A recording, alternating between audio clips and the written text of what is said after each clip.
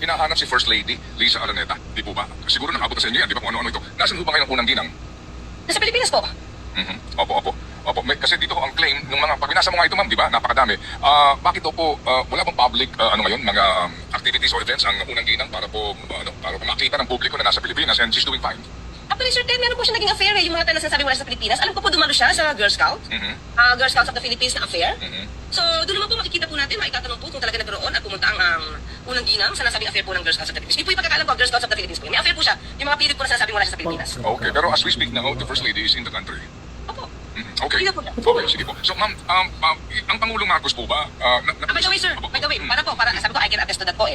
Kasi nagpadala po siya ng video sa amin na at the time, Monday po yun eh. Monday, nandito na po siya, bumalik na siya, at Tuesday nakipagkita po siya sa amin. Yun po. So, I can attest to that po. Okay, opo, sige po ma'am. So, dumating na po siya from... So mo na nakadungog mo. Sa photo lagi ko ng clear ay kanang clear Castro niyo diha.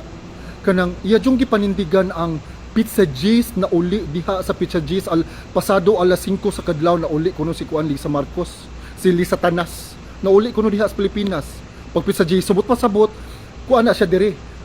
Domingo na diri. So una common sense. Ug naamo ana kamong naa diha sa Malacañang, common sense. Namatay ang part silang entourage, namatay bayot, namatay pag Sabado, ha? Namatay pag Sabado. Unya, sa tanaw ninyo, paulion mo the next day sa authorities na kamo ang last scene sa namatay na questionable ang pagkamatay sa tao. Papaulion mo the next day, inika-Domingo. Sa tanaw ninyo, inana mi kabugo para motuo ninyo, ha? Sure na jud ka ana Inday Castro? Sure na jud kaayo ka ana? Ako pa lang nimo unsa imong isure? Isure na nimo imong make up, asa ka nagpa-make up, mura kag nagpa-make up sa motuwaryo, mura kag bag-ong gibal sa Marday. Klaruhan imong make up. Very distracting. Bugo pa ka. Bakakon pa ka. Ambot lang. Ambot ninyo diha sa Pilipinas kamong naa diha sa Malacañang. Ambot ninyong tanan diha mga pistiha mo, mga yawa mo, puro mo mga durugista, puro mo mga adik. Ha? Tarong bago na sa tanaw ninyo papauli on the next day. Okay. Sultian ta mo ha. I have this document. Ako ning gi-keep gyud. Ako jud ning gi-keep. Daghan kay kog kopya ani gisend ako tanan sa akong pamilya, sa akong mga close friends. So if something were to happen to me, ako silang gihatagang go signal na i-release. This is to keep me safe. Di ko bugo. So karon, nagtuo man gumugbugo ang mga Pinoy. These are all public records upon request. Do magbayan kag dako-dako nga kwarta, dako-dako gid hinuon siya. Pero wala mo presyo ang kamatuoran. The people deserve to know. Ngano mamakakman mo? Og wala joy something wrong ngano man yang inyong manang itago. Wa ko kasabot. Ha? Ngano bugo, gibuguan gid mo sa mga tao? Ngano inana inyong tanaw sa mga Pinoy? You really think that we don't know how to dig information for information? Mo dyan yung pagtanaw sa mga Pinoy? Napa? Karon. Grabe jud kayo. Nag-check ko sa akong mga messages. Nakalimot man day kog turn off sa akong messages sa akong inbox. So daghan kay kog na-receive nga messages. Anya kamo mga akong gipang replyan, sorry gyud kaayo sa kanang uban nga wala na ko na-replyan kay puti yung taghana libo gyud ang nang message nako. Nya karon I went through all of the messages, some of the messages nang reply gyud ko, ako yung gipaninguha nga maka-reply ko. Nakoy nadawat nga message nga nagtukog fake, nagtukog ka ng kuan ba kanang ganing planta, ganing plantiran kag information kay nahitabo nila kuan nila SAS og nila Maharlika. Apparently for sure, og go through ko sa akong mga messages, makakita ko ang mga gipang planta. So karon ako'y nakita ng information nga to, nagtukog usa siya sa mga inato nga mga tawo nga mga planta ganing mga fake nga information para makakita sila rason nga kasuhan mi. Okay, mao ni.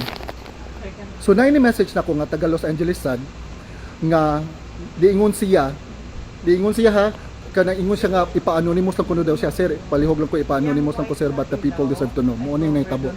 Nag-message niya na shock siya kay recommended siya sa family member. Ha? Family member sa mga Marcos nga noon man kuno siya sa tawhana sa gyud kuno ingon siya nga noon kuno siya nga kanang party goer ya ato sa San Francisco and mo appeal siya og kanang mga sex parties mga inana.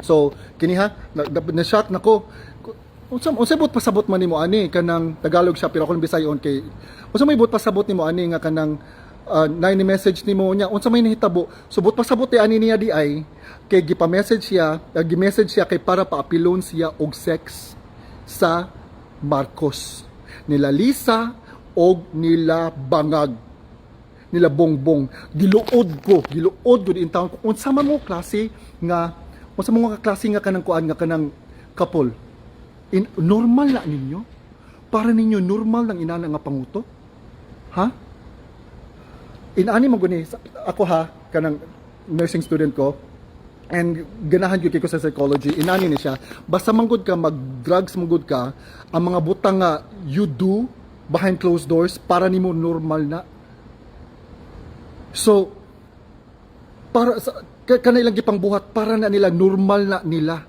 so katong mga nag-message nila nga kanang ilang gipang invite for sex kuan gud na sila kanang swingers daw mo ingon na nag-message nako they are swingers and then they wanted to have sex that's what they said mounay nagpadagan sa nasod diha karon sa ato ang sa Pilipinas. Mo nang nagpadagan sa ato ang nasod. We deserve better. We deserve a better leader. Wa may nagkinahanglan og durugista nga presidente, wa may nagkinahanglan og kanang addict nga presidente, wa may nagkinahanglan og durugista na first lady, wa may nagkinahanglan og kanang sex addict pay tawag na. Sex addict magpakahay mo para mag-sex mo. Wa mo giluod ninyo diha. Nya presidente mo, leader mo, people look up to you. And this is what you do?